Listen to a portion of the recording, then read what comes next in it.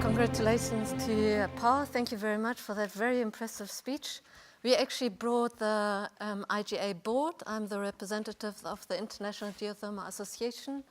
Now here in Iceland, we actually brought the whole IGA board to this venue, and we're having our board meeting on Friday and Saturday coming up. So we are very impressed by Iceland already, and we don't want to see Iceland to have coal-fired power plants. No, sorry. I actually want to convey your greetings, the warm greetings from the IGA board to you. We're very happy to be here, and we're looking forward to the next few days. I see some of the faces of our board members over here already. I just want to tell you a bit about the International Geothermal Association, which I represent. We have 30 board members, as I mentioned earlier. We have regional branches around the world, and we are very much connected with 34 national geothermal associations. So also with the National Geothermal Association of Iceland. We are very proud to be affiliated to the Icelandic Geothermal Association over here.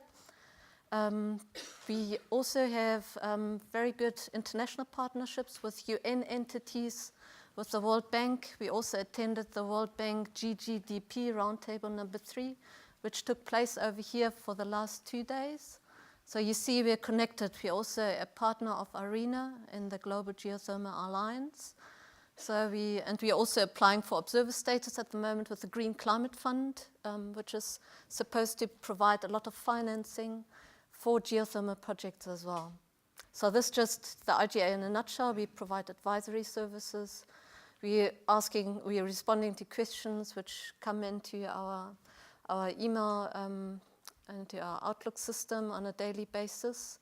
I just want to make a bit of promotion because we are actually, with our coffee break talks, we're actually not in the agenda of the Icelandic Geothermal Conference. So some of you might have seen this leaflet. It actually describes some of the coffee breaks that we have at the booth, at the IGA booth. And we have one talk actually coming up just shortly after this at 12:50. And we have an insurance company speaking about risk mitigation schemes that they're developing. And then tomorrow morning, for example, we have our IGA president, Juliet Newson, speaking at 10:30 about New Zealand and the geothermal industry in New Zealand. Then thereafter, also tomorrow, we have another colleague from New Zealand and a final talk from a Chinese board member. So the next talk is at 12:40 at our IGA booth on geothermal insurances. They usually only take 10 minutes, so you can grab something to eat or to drink, come to us, listen, and then ask questions or leave again. I just want to make another announcement. We're launching a geothermal expert pool tomorrow, actually, also at our IGA booth. Because at the IGA headquarters, we always get asked, do you know somebody who could do this for us in 2 weeks' time? And it's lots of questions from the Caribbean islands, from Hungary, and they're very specific. They want drilling services. They're looking for certain companies with certain language skills. So we actually want to close this gap with a registry of consultants. So if you don't have anything permanent, full-time employment going on at the moment, we invite you to sign up with us as a consultant or as a lecturer, because we're giving lots of short courses and training courses all around the world as well. So it's like a matchmaking platform where governments or industry can look for consultants. And we launch this geothermal expert pool tomorrow.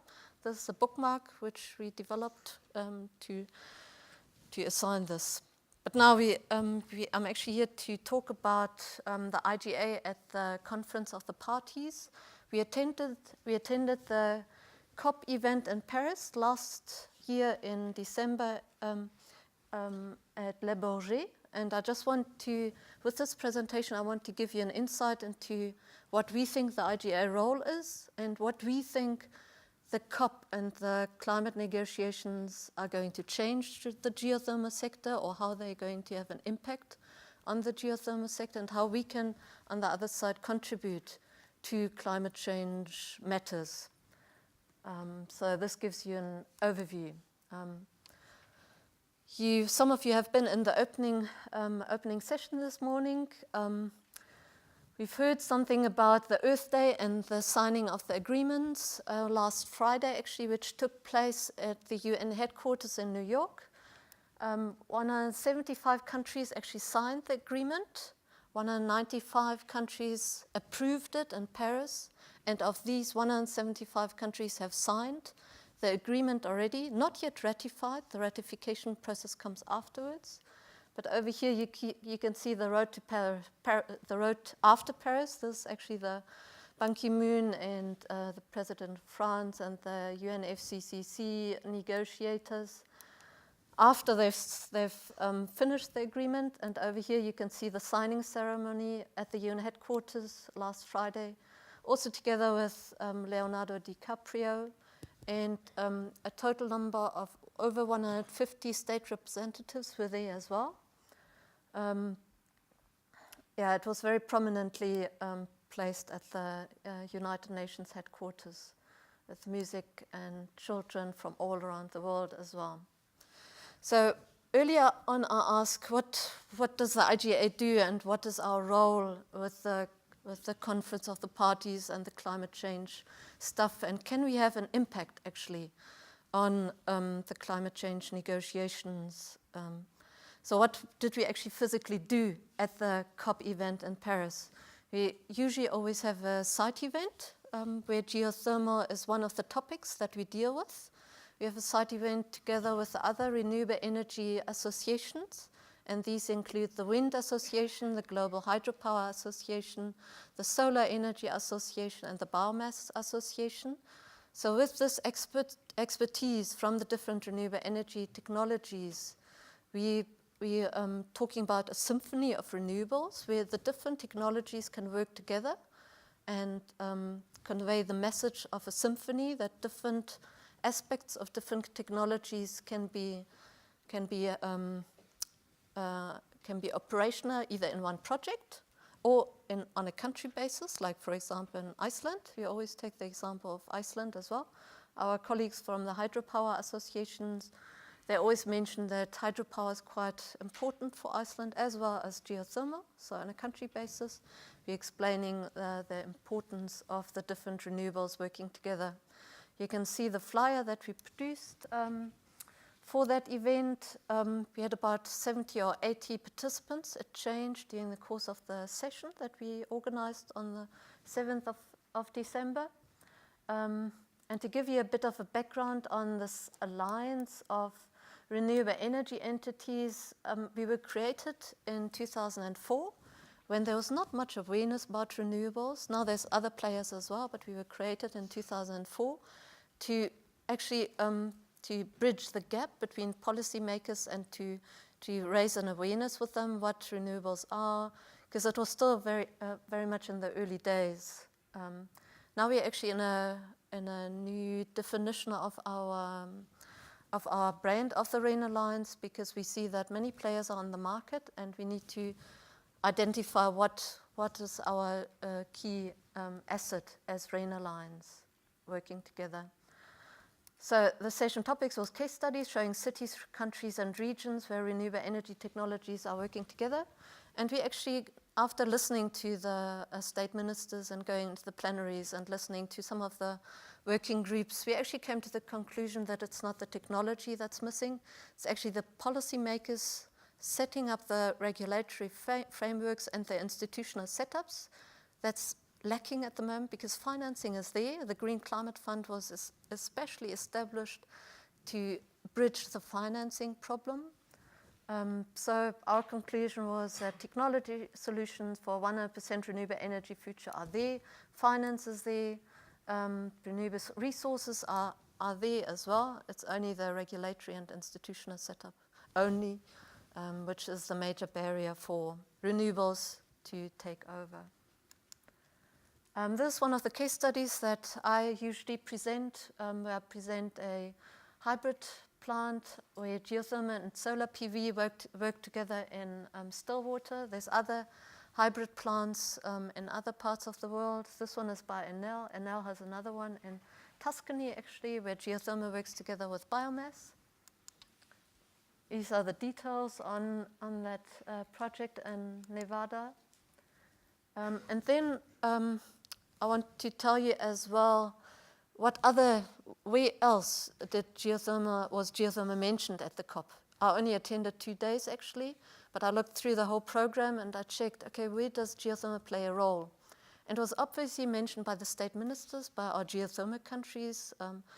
The president of Iceland obviously always has the topic on the agenda. Kenya, the Philippines, Indonesia was talking about it. So at these stands of these individual countries, we always heard it in the plenaries. The Nordic Pavilion, where some Nordic countries joined, they also had some sessions on geothermal where information was shared on district heating systems, on the Nordic Development Fund's work in East Africa, and so on. But it was still quite limited because the COP is a huge event with many, many people. One hall was dedicated to non-profits with many, many booths. So sometimes I have the feeling that, this is so much, so it's quite overwhelming sometimes. Another important aspect which was mentioned this morning in the opening was the launch of the Global Geothermal Alliance, which was created by IRENA, the International Renewable Energy Agency, and launched at the COP. The IRENA is still busy defining the work plan and the objectives. They've come down from some objectives because there's other entities around the world, like the World Bank is doing lots of financing support, the Green Climate Fund. There's policy entities like REN21, the REN Alliance. There's the IGA. So IRENA still has to find where they can close a gap.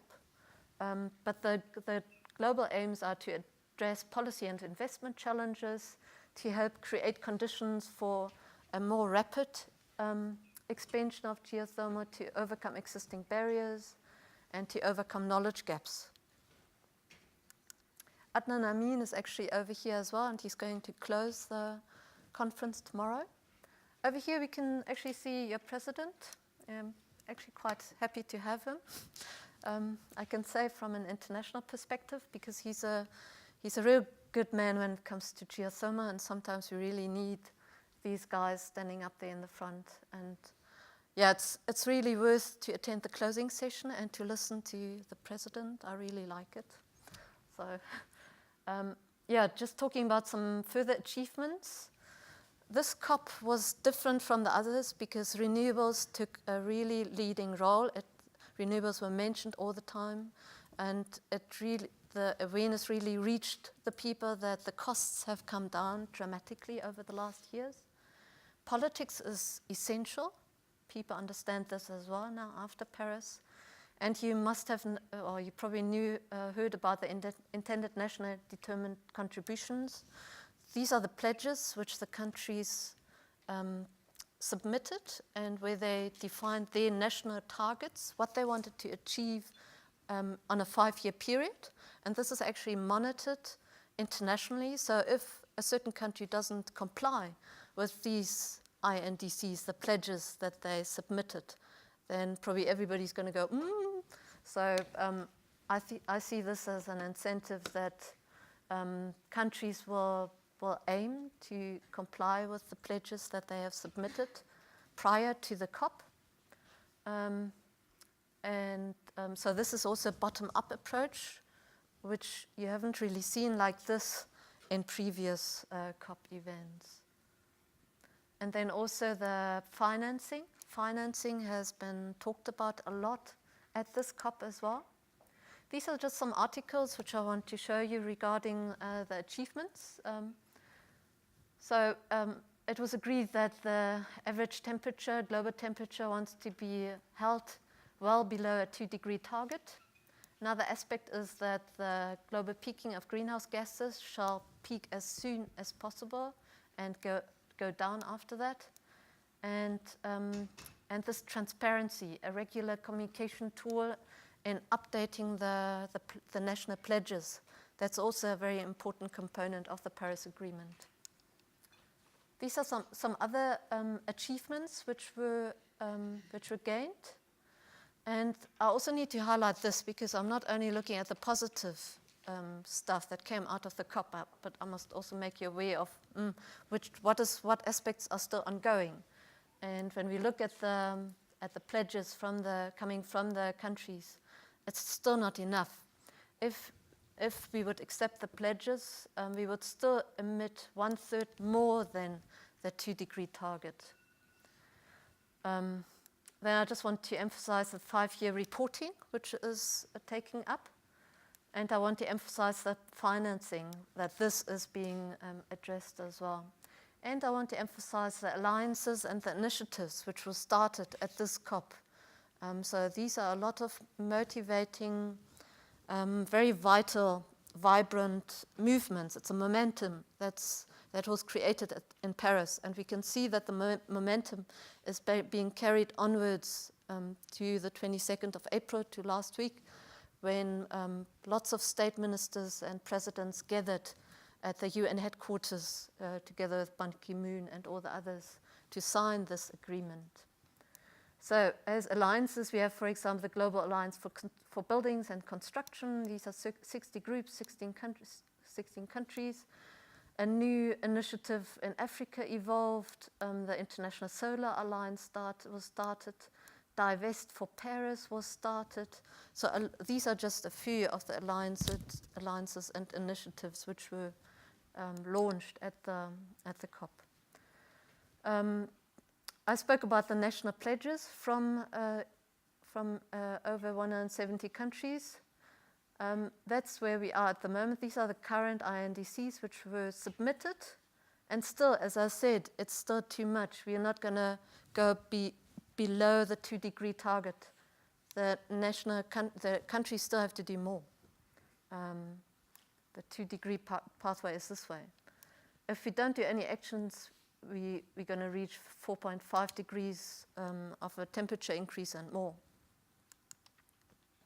This is a figure that shows you the investments over a 10-year period. It comes from Bloomberg New Energy Finance, and they've been looking at the new investments in renewable energies, and they've divided it into developed and developing world. But I just want to show you the trend, basically, and it's increasing year by year. Another trend, which I don't want to go into detail, the solar PV prices of solar PV modules has gone down over the last 15 years quite dramatically, whereas the installed capacity of PV has gone up. And these statistics were shown to lots of country representatives as well, and people know now, finally. These are some of the companies that have committed to renewables. And over here you see financial services, software companies, retailers, manufacturers, primary industry. Now with some of them you really have to question, I don't want to show, no, I don't want to show, no, I don't want to talk further.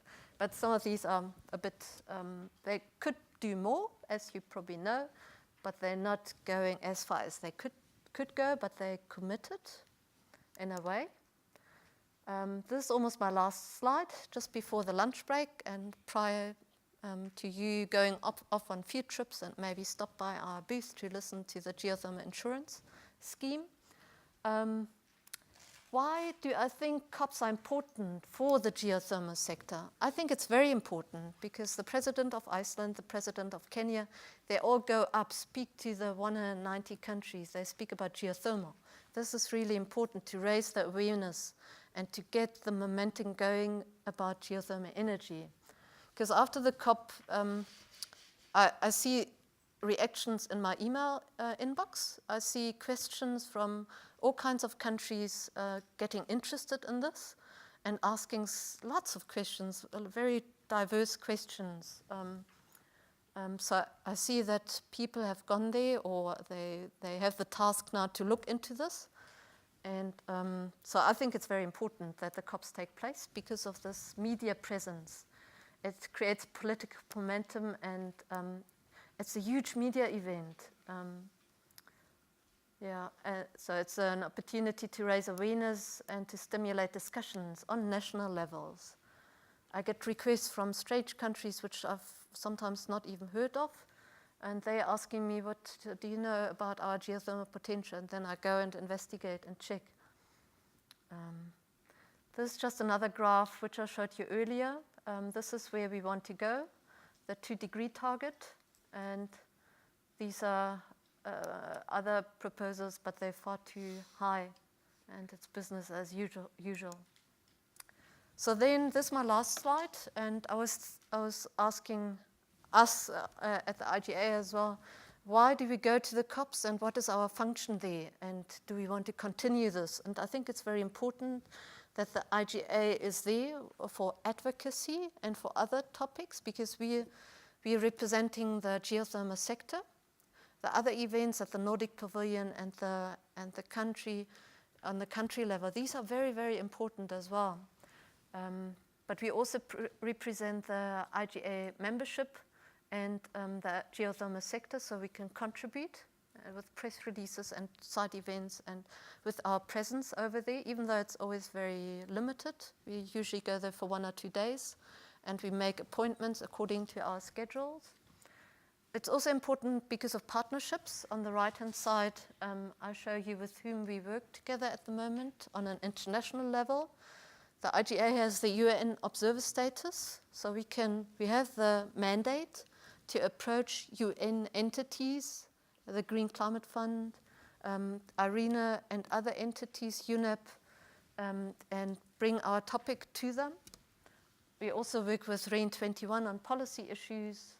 We had some projects with IRENA in Latin America and the Andes, for example, and we're working with them now on the Global Geothermal Alliance.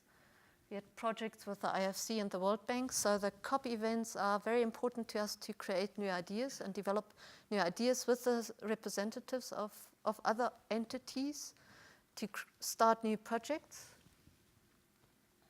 And then it's a networking platform. People come to our booth and they ask us, what is this geothermal? And we explain to them as well. And for awareness raising, I think it's important that the IGA is present at the COPs to raise awareness about this topic. And with this, I actually want to close and thank you for your attention. If you want to speak to us further, the IGA board, some of them are over here, but we have a booth over there at the exhibition as well. If you have questions, I think we can allow maybe some questions. I'm in charge of the time, so I say applause.